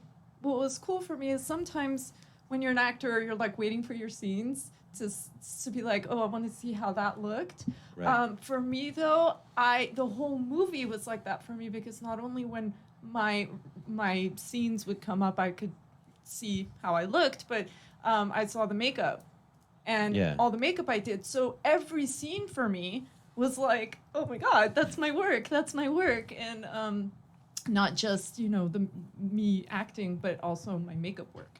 So it was really exciting. The whole movie, I was super giddy, and like Jeff said, I had a huge heart on. All right. Last but not least. She was one of the hardest working people, most talented on our team, and always awesome. It's worth it, when you're on set for 12 to 17 hours. This is my life. I do makeup full time. I act full time. I do it all, And when you're on set, it's a lot of hard work. I know. And there's a lot of different artistic personalities. You have to just kind of go with things. It's a lot of like I've learned in this industry, I've learned to meditate a lot because I was a control freak and now I just let things, unravel as they they should. And but it just working those long hours, and you're just like kind of in the middle of it. You're not sleeping. Everything's kind of crazy. You get different personalities. Sometimes there's like, you know, differences in opinion. But at the end of it, when it all comes out and it's all finished and you see it on the big screen, like you said, then you're like, okay, that's why I went through all that. It's like having a kid. Like, it's like when you create something out of nothing. Yeah. People are always like, 'cause I don't have kids, but I know what that's like. I feel like creating a film or creating a music video or creating something from absolutely nothing and putting all that hard work in for like a year, it's like creating life, you know? So it's hard to explain. Like most people, when you ask them, you know, they've had kids, they're like, oh, you can't explain the feeling. That's how I feel when I make a movie. Right. You can't explain how awesome it feels when it's all finished. Well, it's interesting you said that because I've talked to Jeff about this before. I think as artists, what's really neat about doing a project, like whether it be an album or whether it be a film, and especially like you doing it full time as a job, right? Instead of like doing a regular 9-to-5 job, it's the same job every day over and over again. But when you finish an album or you finish a film, there's actually something that you're done. I mean, you could be an author, something like that. You finish a book, something like that. There's an end game to it, and I think that's what's great about that. It's that sense of accomplishment, that sense of really putting yourself out there. You know what I mean? Like really, like exposing yourself, and the payoff at the end, if it's good, you know, there's no other way of describing it, but it's almost euphoric in a way. You know, you're. It's a high. It is. I get high off of it, and that's why when I always say like I create art instead of, you know, doing drugs anymore, but it's a high when I create something, when I get a team together, when I produce a shoot, when I do a makeup look, when I nail it, like I legitimately feel a rush of endorphins, like I just got loaded. Right. And that's a lot of people always ask me who aren't in the industry. My artist friends get it, but people who aren't, they're like, you're always working. I invite you everywhere and you have to work and this and this and that. I'm like, yeah, because my work is more joyful than any kind of playtime that I could have. That's cool. You know. Do you guys get nervous that you know how people are going to take it, or how do you guys feel about that? I mean, because you know, I know when I write a song or something like that, sometimes I'm just like, oh, I don't know how well that's going to go over. Even when I'm performing live, you know, I'm just like, I don't know if the crowd's going to dig this one, you know. I totally feel I do at first. I feel like, oh my God, what?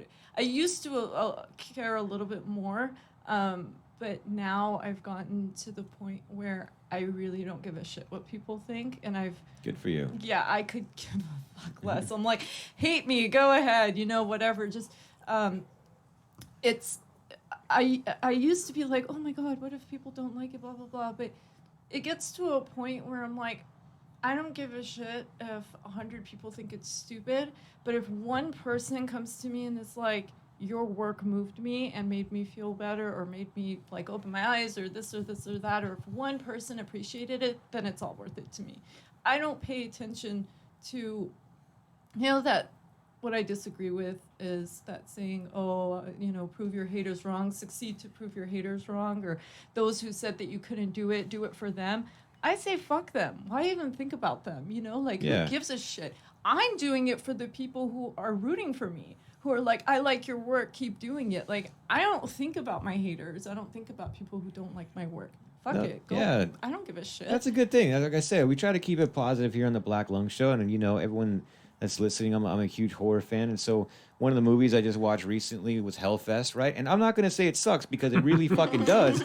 It sure does. Yeah, it was a terrible fucking movie, but instead of going on that point, you know, shit, because of what we do, I'm like, you know what, dude, at least you guys fucking got your movie made and you got it, you know, it's on, you know, it was on the big screen. Good for you, you know what I mean? Your movie sucks, but, you know, good for you. You know, you did that shit. Anyway, I'm joking, but, you know. It takes a lot to impress somebody like you when it comes to a horror film. Yeah. Me too. The bar is set so high. Right. I find that I most people were like, "Oh, watch this, you'll love it." Like, I'm sorry, like some of the big shows that everyone's like nutting over everywhere, like Hunger Games, Game of Thrones, all those like cool. They're really great, and their cinematography. He's gonna kill you if you say anything bad about Game of Thrones. This I fucking, don't give a shit. I'm like, whatever. Be careful. I've never even seen an episode of it. Game Anyway, of Thrones is bomb My delicious. point is that the whole world could like it, and I'm over it. And I'm like, I'm not that impressed because Yeah. it's too fancy for me. I personally like those B movies from the 80s where you could see the squid in the background coming out of the guy's head and it looks cheesy as shit. That's Yes. what I like. So, From Beyond. Bad taste. Yeah, Bad Taste. Bad Peter Taste. Jackson right there. Yeah, That's but one of so- Ezekiel's favorite directors. He doesn't even know about Bad Taste. Then he can't be your favorite. No. So my point is, there's an audience for you. No matter what you create, there Yeah. will be a group of people who really love it. And Trauma. whoever says that they don't, then who gives a shit? Let them go watch Game of Thrones, and I'll watch Bad Fucking Taste. Well, I think being a critic too at the same time, when you're like very critical of this, at least for me anyway, I'm very critical of movies. You know Yeah. what I mean? It takes a lot for me to really enjoy. Like, Same. I can tell when a movie's shitty. I can tell when it's good. You know, and I think that helps when it comes time to do what we did. Yeah. You know, because you put that much pressure on yourself to not be that shitty. Yeah. You know what I mean? Well, I think that it's hard to make a movie, Period. Oh, That- well, yes. yeah. and whether it's good or mediocre, it's hard to make a shitty movie even then. But I think if you make a shitty movie or you make a movie where you find an audience, at least you fucking did something. Right. There's lots Yeah. of Right, people no, who there's- it's don't. Yeah, who you sit went there and don't did do it. anything. And that's why I respect all creative outlets. And like, even if I personally don't bump it, and I don't like buy the CD or buy the movie, I can appreciate everyone's effort who puts themselves out there as an artist, who is like, I'm going to make myself vulnerable, show the world my art, and if they don't like it, then I'm gonna have to deal with that. Because I have, Yeah. and it's not an easy thing to do. It's putting your soul and telling people, here, judge my soul. Right. What did I do wrong? Right, exactly.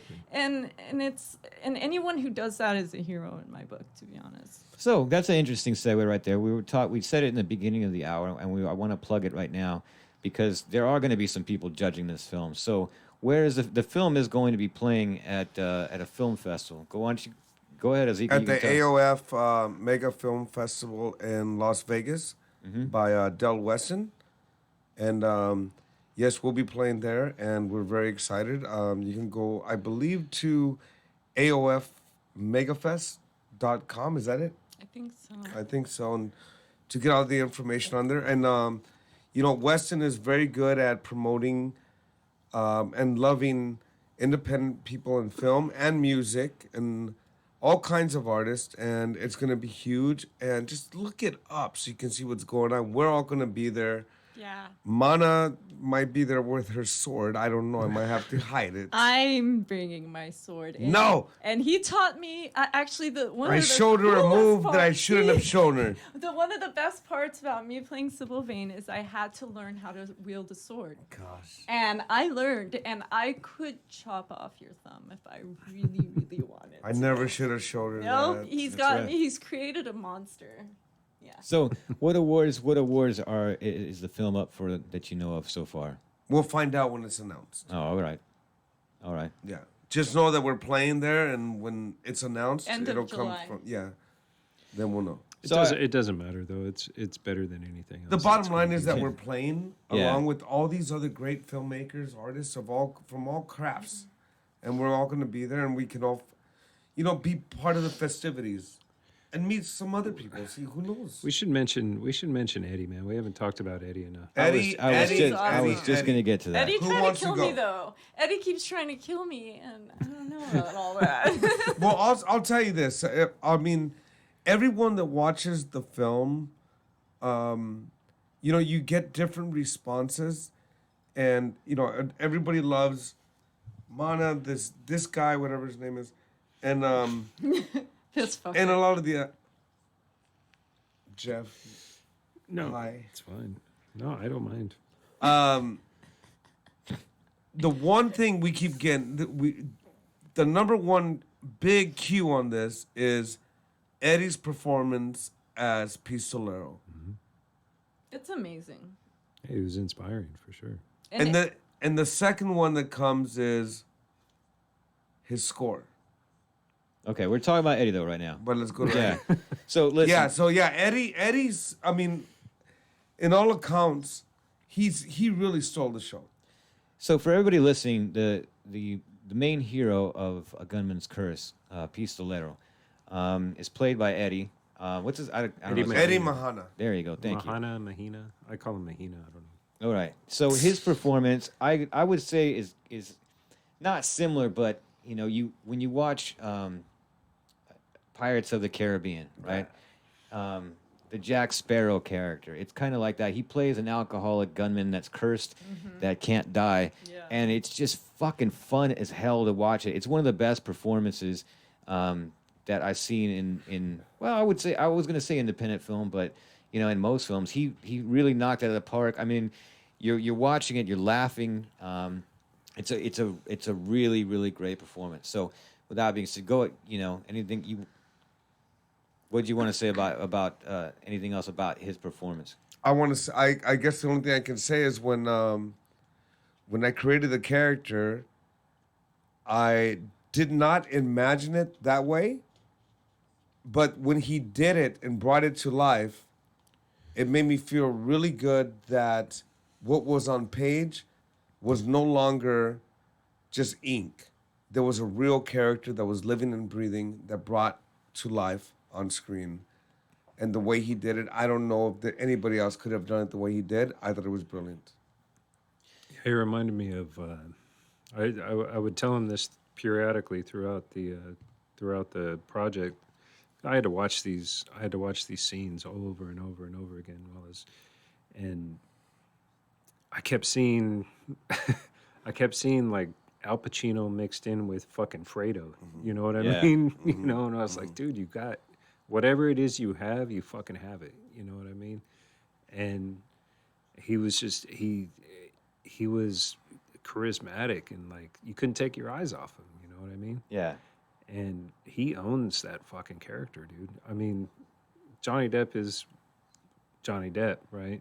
And he owns Jack Sparrow, but fucking Eddie Mahina owns fucking James Fountain. James Fountain. It's the same thing, and there's a reason for it too. You know, it comes from the same mind, basically.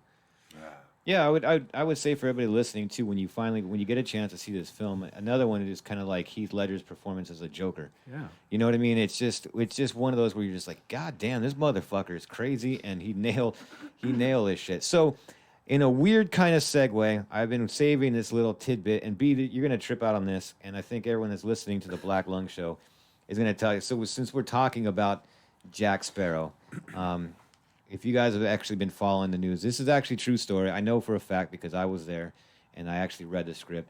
My friend Ezekiel, this little motherfucker that's sitting across from me. I'm not that little. Yeah, you're little. You're pretty little, dude. Yeah, a little bit. All right. Get on with the segue. He was actually one of the two writers of the original Pirates of the Caribbean, and that's the truth, right? Yes. So, Is that a phone call? fucking Disney stole the script. I'm saying I don't give a shit. Fuck Disney. They stole the script and they didn't pay the guy. But I know he's still fighting the good fight, trying to. You know, Hollywood's a crazy thing. It's not for everybody, and it's full of crooks and shit. So Sociopaths. yeah.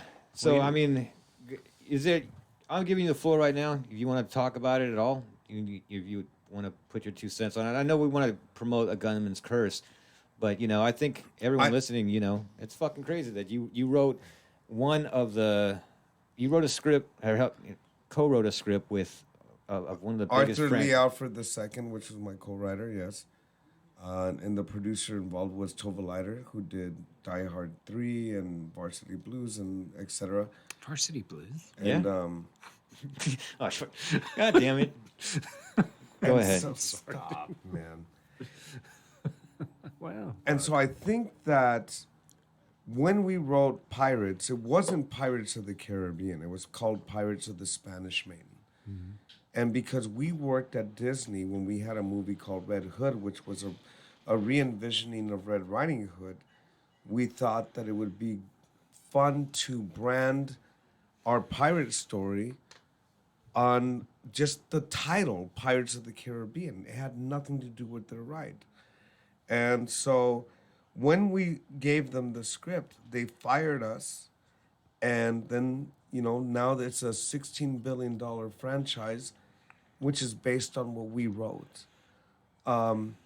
It's a good fight. We're all in it. And I don't know how to talk about how it feels, except that It sucks. You just fucking say it. It fucking sucks. It's like being gang raped. I mean, it Jesus.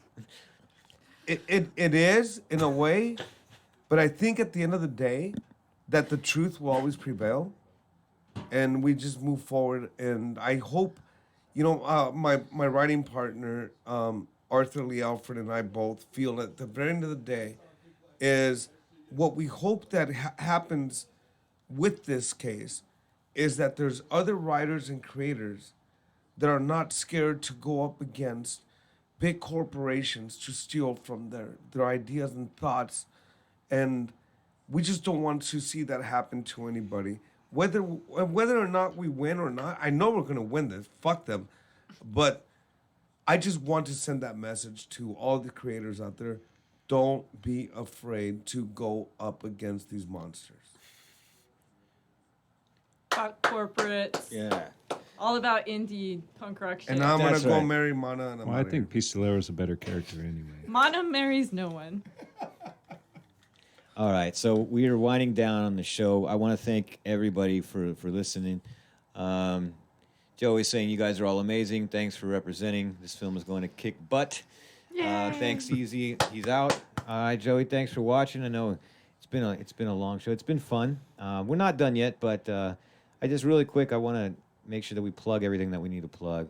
Mana, what are you working on right now? And like we were mentioning it earlier in the show. You're looking for some people right now for a project. You're going to be doing some models, right? Yeah, so it's a baby company, and it's called Exul, and it's Latin for outcast, exiled. I thought it was like Ghostbusters. I know. Exul. Yeah. No, That's what I thought. EXUL. Okay. So it's Latin for exile, outcast, and on Instagram it's Exul Mind, EXUL Mind, and basically it's gonna be kind of like photo shoots, merch, things like that.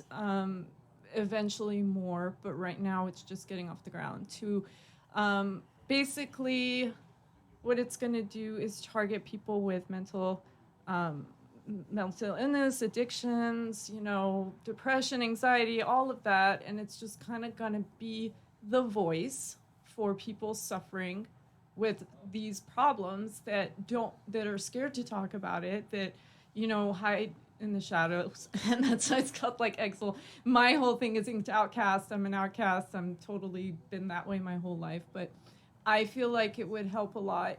Like if I was younger and I had something to reach out to or talk to or be more expressive about it, like I just want to normalize all this, because as our society, I find almost everyone I encounter has these issues, but like 10% of them actually talk about it. So that's my project I'm working on, and unfortunately I have another project I can't talk about right now because it's still in pre-production. Right. But I will talk about it next time I come on, because I can't talk about it, but I don't want to take up everyone's time. But yeah, so I'll post more about that. And if anybody wants to be involved, hit me up on Facebook, and I'd love to have lots of different models and photographers and creatives to come on board with me. All right, great. So, Ezekiel, you got anything in the works right now, or are you just finally taking a break from this long process of making a feature-length film. Your second one too, right? Yeah, no, I'm still working. We have our second music video that's already done called El Camino, again by Bradley Randall. Again, cinematographer Matthew. And Bradley Ezekiel Randall Matthew was also in the film too. He was also in the film, and he did Tattooed Pistol, the song. So we're doing that. And there's another music video yet that we're going to do for Bradley for another song called La Señorita, which I'm very excited about. I'm back to the drawing board writing, and I won't say anything about it until I'm done. And, you know, just looking forward to the film festivals and seeing everybody's great work and just being involved. And that's mostly it. And before, I won't even ask you. I'll just even say it right now. So Jeff is just fucking amazing at scoring films. So anybody that's looking to hire someone to do some work, I would highly recommend you get a hold of me to get a hold of this guy. He's a little hard to get a hold of. I got to send smoke signals sometimes to get his attention. But yeah, you know, am I right? I mean, you want to do more scoring for films, right? But let me interject here really quick. I know a lot of composers, a lot of big time ones, a lot of people, guys in the middle, and people that are coming up. And out of even the big time ones that I know, they're nowhere near as good as this guy. I know. Nowhere near as good. This guy is the next John Williams. He understands story. He can tell you a story with music and sound. He knows characters. He knows the pacing. He knows where they're going. He knows the journey. And I'm going to go on record right now. I will never work with another composer ever in my life again. Wow. I appreciate it, man. It means a lot. I'm a pretty humble guy. It's like it's hard to hear compliments like this. That's you why I know was what mean? talking for you. I know you, brother. I know. You know, again, dude, the work you did on this film's amazing. Hey, and real quick, too, 'cause I want to end it on a positive note. I got something funny to tell you guys.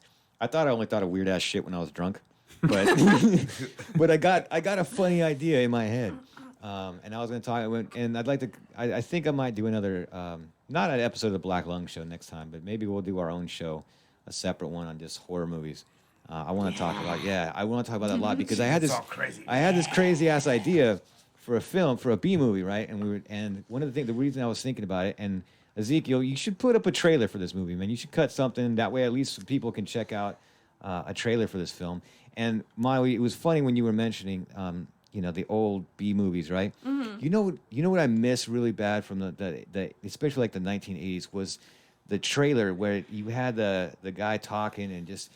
I can still remember one like coming this summer. Yeah, right. but it was all the film. Do you remember the movie Popcorn? Yeah. Right. It was all. I love those fucking taglines. Right. Mm-hmm. Buy a bag, go home in a box. Right. It was all like it's the cheesiest shit on the planet, but it's the best. So Phantasm too had that shit too, right? I love that shit. So I thought of one, and then I realized I was like, fuck, it's already a movie. But I thought. Here's a better way. If I was going to do a trailer for, remember, It Follows? Mm-hmm. I saw it. Did you see that movie, It Follows? I love that movie. That's a great movie, right? Yeah, it's one of the really few good. horror movies I will recommend that. Okay, trust me. It's really good. Right? And so Jeff will get it. I'm not as old as you guys, remember? No, It Follows came out. It came out a few years ago. Oh, really? Yeah. Okay, that's why. Because unless it's like from 1982 to like 1997, then I haven't seen it because I don't watch new shit. Well, there's a few that's Jeff and I talk about this all the time. It's everything falls through the crack. This one fell through the cracks though, and it was really it's good. always the best ones that do. It was great. It was great. So you'll once you see it, you'll get this whole trailer that I'm gonna pitch to you because I wanted to make a movie. I was like, yeah, this would be a great idea for me. I'm like, fuck, it's already It Follows, right? So instead of It Follows, it was coming this summer. STD, a sexually transmitted demon. Starring Mana. If you fuck, you're fucked. It'll make a lot of sense when you see the movie. Jeff, you get that right? I love that, right? That would be great. I want to be in that movie. Right? That's the movie, right? That is the movie, right? That's the whole movie. So yeah, it's like if you think back to like Friday the 13th, right? You have sex and you get killed by Jason. In this one, you get a demon, right? So if you fuck, you're gonna get fucked. That's what was so. That's what was so amazing about that movie was like it took the whole genre of the teen movies where there's always all the sex and then the fucking serial killer comes and kills you for having sex or whatever because you're not paying attention to him drowning in the ocean or whatever. Yeah. And they use actually sex is what's killing you, and that's the disease. I'd be totally safe. I haven't gotten laid in so long.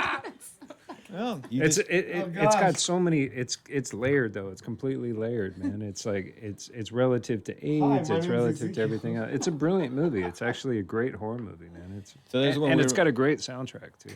That's right. So speaking of soundtracks, I brought in some vinyl, and I don't know. I think I want to Put it on. Go Don- out with a bang. Yeah, I think we're gonna do this. This is a band that we can all. This is the soundtrack for an old movie called Dubidio, and it had El Duce from the Mentors, and it's got some great songs on here, especially one of my favorites from Dr. No, Fist Fuck. I love that song. But here's one that you guys will all recognize. We're gonna take you out. This is actually on the. Well, of course it's on the album because I'm about to fucking play the goddamn thing. Here's some Social Distortion for all you creeps out there. You guys have been listening to the Black Lung Show. Thank you guys for coming in the studio. Bye. We'll see you next time. Happy Father's Day and all that. B, I need some meat. Oh shit! It's Father's Day. Sweet. Sweet.